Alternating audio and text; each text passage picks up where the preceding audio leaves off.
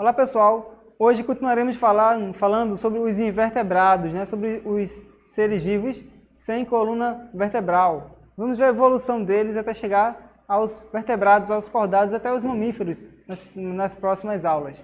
Falaremos hoje em especial sobre os vermes achatados e os vermes cilíndricos, também conhecidos como platelmintos e nematódios. Então, vamos lá, chega aqui, vamos ver. Vamos relembrar o que são os animais invertebrados. Já falamos nas aulas anteriores sobre os poríferos, que são as esponjas, sobre os quinidários, que são os corais, as medusas, as hidras. E hoje falaremos sobre os platelmintos, que são os vermes achatados, e os nematelmintos, que são os vermes cilíndricos. Então, os platelmintos, existem cerca de 15 mil espécies dele no nosso planeta. A maioria são parasitas, mas algumas espécies são de vida livre. Esses parasitas parasitam geralmente o intestino delgado. Eles possuem grande importância na saúde pública porque são responsáveis por muitas doenças, doenças negligenciadas pelo poder público, doenças que acometem muito a classe miserável e que possuem pouco investimento dos grandes produtores de medicamentos para a sua cura. Temos aí um exemplo, a tênia, ou solitária, que mede cerca de 10 metros ou mais. Uma planária, que também tem gente que equivocadamente, erroneamente chama de lesma, mas a planária é um bichinho, vamos falar dele daqui a pouco, que mede cerca de 6 centímetros. E o Schistosoma mansoni, ou os esquitossomos. Temos aí uma micrografia de um macho e uma fêmea, vistos no microscópio eletrônico, que são bem pequenininhos, medem cerca de 1 centímetro. E como eu estava falando sobre a planária tem gente que chama de lesma, ele vive muito em jardins, em locais úmidos. Vocês provavelmente, se tem um jardim lá bem úmido, já pode ter visto um. A mais comum em casa é essa marronzinha que fica entre as plantas, embaixo de pedras. E ela gosta de se alimentar de pequenos insetos que vivem lá dentro da terra, pelo jardim.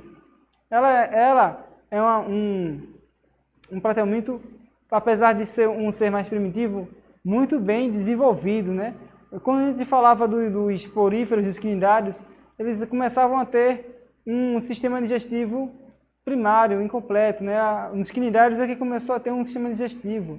Mas já aqui na evolução, indo para as planárias, eles já possuem um sistema digestivo primitivo, já possuem um sistema reprodutor, um sistema nervoso primitivo, até um sistema excretor dentro de um bichinho simples assim. Então, a partir de então, percebe-se o surgimento de novos sistemas, de células que se organizam formando sistemas, reprodutor, excretor, nervoso. Então, ela possui até uma capacidade de se regenerar. Se você corta uma planária em 3 pedaços, por exemplo, ao longo do tempo, suas células vão se regenerando e ela vai formando novos seres, Então, uma planária cortada em 3, vão se formar 3 novas planárias. Além disso, elas são hermafroditas, elas possuem óvulos e espermatozoides no mesmo ser. Dificilmente ela consegue reproduzir consigo mesma, mas ela pode se juntar a outra planária e elas podem trocar espermatozoide e óvulos e criando novos ovos e surgindo, portanto, novas planárias. Um outro ser muito importante para a saúde pública é o xistosoma, que provoca a esquistossomose. Ele possui várias formas de vida, A forma principal dele é o adulto, que mede cerca de 1 centímetro, e quando ele coloca seus ovos, que chegam nas águas formando os miracídios, esses ovos saem das fezes humanas, chegando a formar larvas ciliadas, que são os miracídios. Essas larvas ciliadas no ambiente aquático podem infectar um hospedeiro intermediário, um caramujo chamado Bionfalaria. Esse caramujo pequenininho aí, marronzinho, ele acaba, o miracídio, se modificando e se transformando em outro tipo de larva chamada cercária, também pequenininha, medindo alguns milímetros. Essa larva, a cercária, vive livre no ambiente aquático e quando a pessoa entra em contato com água de açudes, água de rios, águas que possuem esse caramujo infectado, essa cercária ela entra pela pele e entra na corrente sanguínea e vai até os intestinos, até o fígado da pessoa, causando uma ascite, né, um aumento do abdômen, um acúmulo de líquido no abdômen, uma hepatosplenomegalia, que palavrão, um aumento do fígado e do baço, deixando essa barriga d'água, essa barriga enorme, né, que devido ao acometimento, à destruição do fígado e do baço. Essa é uma doença que pode ser controlada através de medicamento, mas se não for tratada logo, pode levar até a morte. Por isso é um grande problema de saúde pública, considerada uma doença negligenciada e é muito comum aqui na nossa zona da mata, tá certo? É uma doença considerada endêmica, que ocorre naturalmente aqui na nossa região. Então, se você vê uma pessoa magrinha, com a barriga muito grande, provavelmente é um problema causado por platelmintos ou nematóides, que causam esse aumento do abdômen, esse emagrecimento, uma anemia, essa fraqueza. São sintomas de verminoses. Uma outra doença importante também que falaremos é sobre a tênia ou a solitária, que provoca também a cisticercose. A tênia, ela mede cerca de 10 metros ou mais. Geralmente ela vive somente uma no nosso intestino, por isso é chamada de solitária, porque ela vive só. Ela se divide, ela parece um macarrão talharim, tá certo? E ela divide em segmentos chamados de proglótides. E cada segmento desse vai se repartindo e vai embora junto com as fezes. Esse segmento possui a parte masculina e feminina, os ovários e o testículo, que vão surgindo novos ovos em cada proglótide. Esses ovos vão para o meio ambiente e contaminam a água e, consequentemente, se essa água não for tratada, vai contaminar hortaliças, vai contaminar as gramíneas com que os animais se alimentam e pode, por acaso, entrar em um hospedeiro intermediário, que podem ser os bovinos ou os suínos.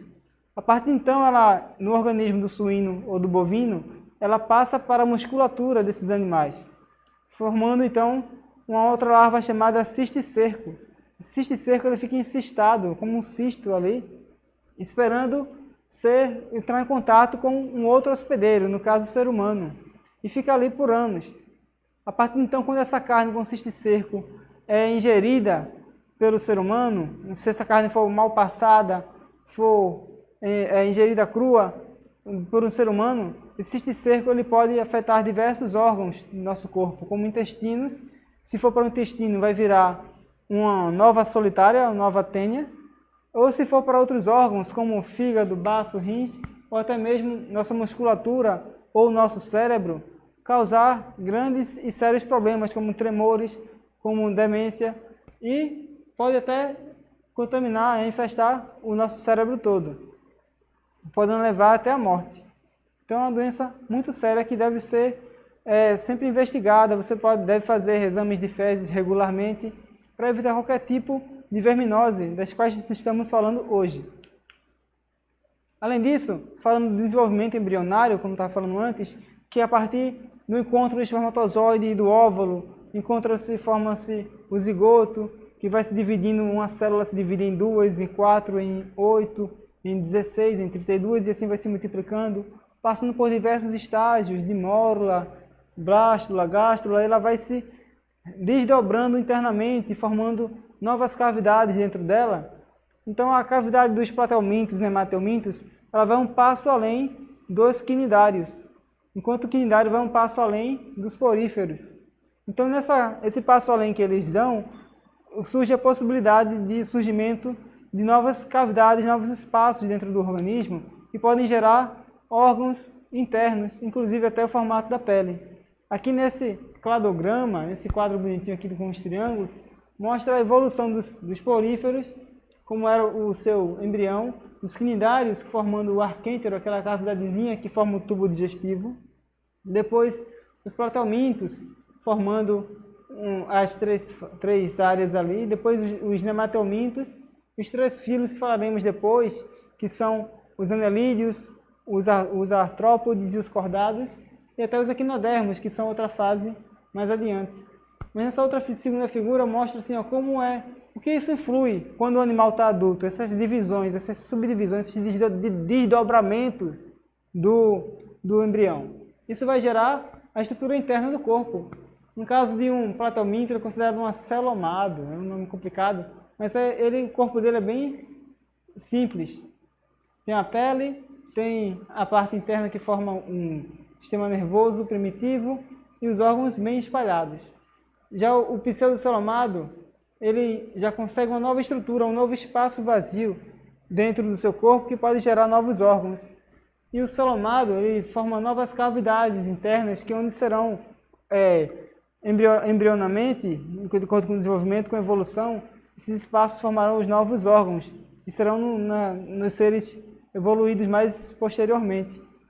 Então, esses desdobramentos que acontecem no embrião que vão gerar lá na frente um sistema nervoso, um sistema respiratório, um sistema digestório completo, né, de ânus e boca.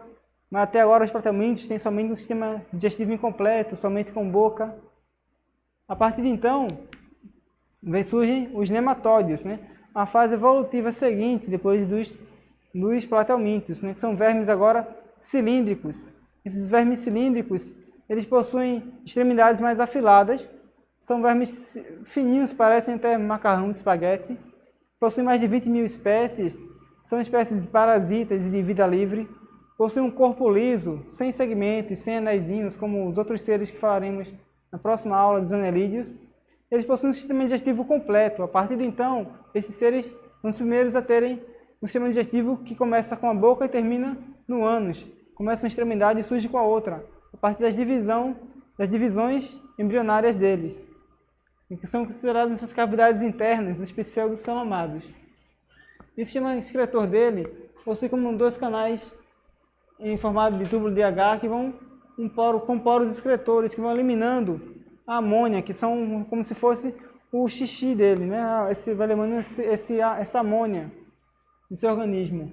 E o sistema nervoso primitivo, tipo ganglionar, bem primitivo, com uns anéis sensitivos no seu corpo que fazem já terem um princípio de um sistema nervoso mais controlado. O animal consegue mais ter controle de suas ações, de controle de onde ele está, da superfície em que ele anda.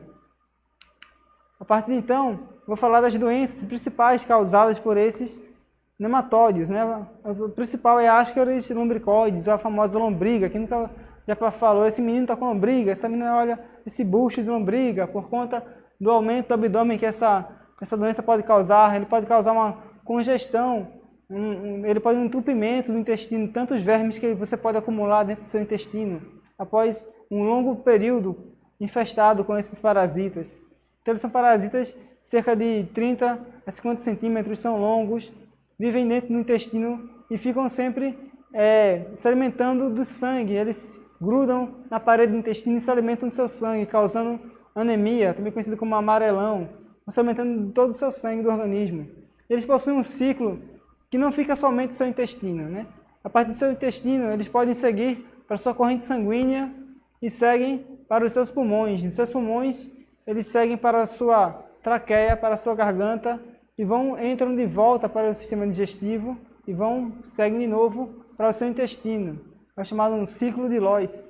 Ele sai do sistema digestivo, segue para a corrente sanguínea, coração, pulmão, vai para a sua garganta e volta pelo esôfago para o intestino novamente. E você vai se auto-reinfestando várias e várias vezes. E também pode eliminar os ovos no ambiente, que você pode consumir esses ambientes, uma fruta que você não lava, vai provar uma uvinha na feira que todo mundo pegou o dia todinho, e você vai lá e come aquela fruta, então acaba ingerindo ovos de diversos tipos de vermes. Então é importante ter higiene onde você for se alimentar. Um outro tipo de nematóides são os anticilóstomas, que causam doenças como o amarelão ou bicho geográfico, né? São espécies de ancilóstomas diferentes. Esses ancilóstomas causam anemia, né? Tem um grande personagem literário brasileiro, o Jeca Tatu, que era considerado como preguiçoso, fraco, vivia com seu cachorrinho vira-lata, bem magrinho também, mas ele era assim por conta da verminose que ele tinha, né? Das más condições de saneamento básico que ele vivia, então ele era doente. Ele não era assim fraco por querer, era fraco porque estava com a verminose grave, estava doente. E esse ciclo da verminose, Esse se amplia também para os cães. Algumas espécies de ancilóstomas que afetam os animais podem também atingir o homem erroneamente, por acaso. Ele queria atingir um cão e acaba entrando em contato com a pele humana. Então, um ancilóstoma, ele quer, através da areia suja, com as fezes do animal infectado, o animal que corre no jardim, que defeca naquela areia, e aí depois uma criança vai brincar naquela areia suja com as fezes do animal, entra em contato com aquela areia contaminada, o ancilóstoma ele pode penetrar na pele, chamada de larva migrans cutânea. É uma migração da larva que se perdeu. Ela queria encontrar o intestino de um cão, uma pele de um cão, o organismo de um cão, e acabou entrando no organismo de um ser humano. Então ela começa a percorrer por baixo da pele, formando essas listras, chamada de bicho geográfico, porque ele cria pequenas estradas, como se fosse um mapa. E ele pode ser eliminado facilmente, com a aplicação de gelo em cima, mas coça bastante essa infecção. E para prevenir isso, o ideal é que, se você for passear com seu cão, coletar as fezes de onde esse animal defecar. Principalmente por conta da educação e prevenção de acidentes, né? de alguém pisar, de escorregar, de saúde pública, para alguém não se infectar com a verminose vinda do cão. E também de hábito de educação seu, de respeito com o cidadão, que ninguém quer ficar andando e observar fezes de animais por onde passa. Duas doenças importantes também são a filariose, ocasionada pela picada da muriçoca, essa muriçoca que fica em casa, quando ela está infectada por um nematóide chamado filária. Também pode ocasionar um entupimento de vasos na pele, chamado do sistema linfático, e causam a elefantíase, então um aumento exagerado das pernas, e pode ficar com essa perna bem grande, né? Por conta dos vasos linfáticos entupidos. Além disso, uma outra doença também bastante comum são a oxiurose, né? Causada pelo oxiurus, o Enterobius vermicularis. Ele causa bastante prurido anal, bastante coceira nas partes íntimas, porque eles gostam de sair à noite percorrendo a parte ao redor do ânus, e é muito comum em crianças. Então é importante você sempre se prevenir tomando seu vermífugo regularmente, no máximo de 6 em 6 meses, para prevenir com a questão de saúde, além de higiene, que é muito importante em qualquer época. Então, gente, lembrando aqui, olha só, Juninho já é 11 horas, está na hora de tomar seu remédio. Hoje eu já tomei ele de 9 horas. Por quê? Gente, menino, por que não tomasse na hora certa? Para pegar as vermes de surpresa. Quem as vermes pensava que ia tomar de 11, ele tomou de 9. E ela pensou, pois é. Os vermífugos geralmente são tomados com um prazo de cerca de 21 dias, que geralmente é o tempo de que um vermífugo atua. O vermífugo atua geralmente em um verme adulto. Então ele mata os vermes adultos, só que aquele adulto produziu muitos ovos, que se tornaram adultos após 21 dias. Então você mata os adultos de hoje e vai matar os adultos daqui a 21 dias. Então você já estará com a sua infecção controlada. Portanto, gente, também pode ter controle na sua disciplina em relação aos estudos. Continue estudando e você vai ter bastante sucesso na vida. Um abraço, até a próxima. Tchau, tchau.